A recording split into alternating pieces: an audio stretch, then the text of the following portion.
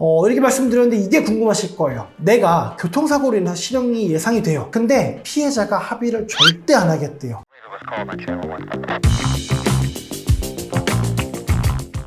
네, 안녕하세요. 오늘은 교통사고, 피해자가 합의해주지 않는 경우 이렇게 해야 됩니다 라는 제목으로 한번 말씀 나눠보도록 하겠습니다. 우리가 지지난 영상을 통해서 교통사고 사건에서 가해자에게 실형이 선고되는 경우가 뭔지 살펴봤고, 지난 영상에서는 그러면은 가해자가 어떻게 피해자와 합의를 해야 되나 이거에 대해서 한번 살펴봤습니다. 근데 가해자분들 중에 아니 피해자가 합의를 안 해준대요, 유족이 저 그냥 콩밥 먹으래요, 이러는 경우가 있습니다. 이런 경우에는 어떻게 대응을 해야 되나 한번 말씀을 드려보도록 하겠습니다. 첫 번째입니다. 합의를 시도했던 전 과정을 정리할 필요가 있습니다. 법원은 물론 합의를 해오면 양형에 있어서 가장 많은 반영을 해줍니다. 근데 합의에 이르지 못했다 하더라도 왜 합의하지 못했는가, 그 이유를 가장 중요하게 보는 것이 또 바로 법원입니다. 만약에 가해자가 저는 뭐 합의할 생각조차 없었습니다, 이거 보니까 어차피 실형 선고될 것 같은데 그냥 처벌받겠습니다, 이러면 법원이 당연히 실형 때리겠죠. 근데 가해자가 합의하려는 노력을 최대한 많이 했어요. 피해자 측에 연락도 하고 정말 죄송합니다 사과도 하고 합의금에 대해서 얘기도 하고 제가 현재 보험에 뭐가 가입돼 있고 제가 합의금 가용할 수 있는 이 정도입니다, 합의하고 싶습니다, 이렇게 많은 노력들을 했음에도 불구하고 합의가 되지 않았다 라고 한다면요, 법원은 그런 과정들을 충분히 양형에 참작을 해줍니다. 무엇보다 가해자는 합리적인 합의금 액수를 제시했지만 만약에 피해자가 너무나 과도한 합의금 액수를 제시했다, 3억 4억 5억 이렇게 너무나 과도한 합의금을 제시했다, 이러면 사실은 법원도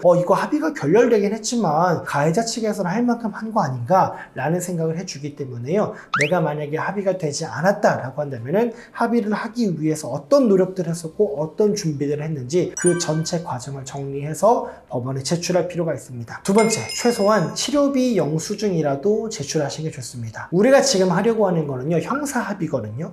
근데 형사합의 외에 민사합의는요, 일반적으로 보험사에서 직접적으로 진행을 합니다. 그리고 민사합의가 되지 않았다라고 하더라도요, 보험사에서 일단 치료비나 수술비는 먼저 지급을 해줍니다. 그렇다면 형사합의가 되지 않았어도 혹은 민사합의까지 이루어지기 전이라 할지라도 보험사에서 치료비와 수술비는 분명히 계속 지급을 하고 있다는 거거든요. 그런 것 자체도 분명히 중요한 양형 자료로 활용이 될 수 있습니다. 그런 경우에 보험사 연락하셔가지고요, 치료비라든가 수술비 같은 거 지급된 내역들 받아가지고 양형 자료로 법원에 제출하시는 게 좋습니다. 세 번째, 공탁입니다. 예전에는요, 사실상 피해자가 동의를 해줘야 공탁이 됐습니다. 그래서 내가 공탁을 하고 싶어도 피해자가 동의해주지 않고 자기 인적사항 알려주지 않으면 공탁이 불가능했었는데, 법이 바뀌어가지고 이제는 피해자가 동의해주지 않아도 인적사항을 몰라도 공탁이 가능합니다. 그렇기 때문에 피해자가 합의를 거절하고 있다라고 한다면요, 상당한 금액, 여기서 말하는 상당한 금액이라는 거는요, 합의를 했을 때 지급할 만한 그 금액, 합의금 정도를 공탁을 하시면요, 법원은 이 역시 가해자에게 유리한 요소로 반영을 하고 있습니다. 네 번째입니다. 수많은 양형자료 공세를 펼치셔야 됩니다. 피해자랑 합의되면요, 사실 실형이 선고되는 경우 많지 않습니다. 음주운전 이런 거 아닌 이상은요. 근데 피해자와 합의되지 않으면 정말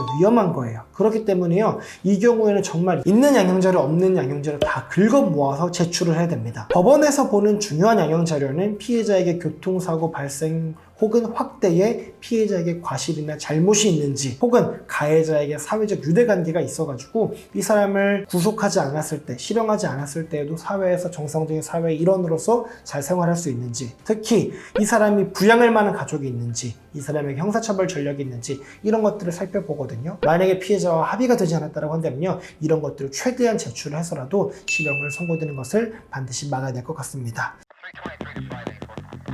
네, 오늘은 실형 선고가 예상되는데도 피해자가 합의해주지 않는 경우에 어떻게 되는지 알아봤습니다. 관련해서 궁금하신 점 있으시면요, 저희한테 연락 주시면 친절히 상담 도와드리도록 하겠습니다. 고맙습니다.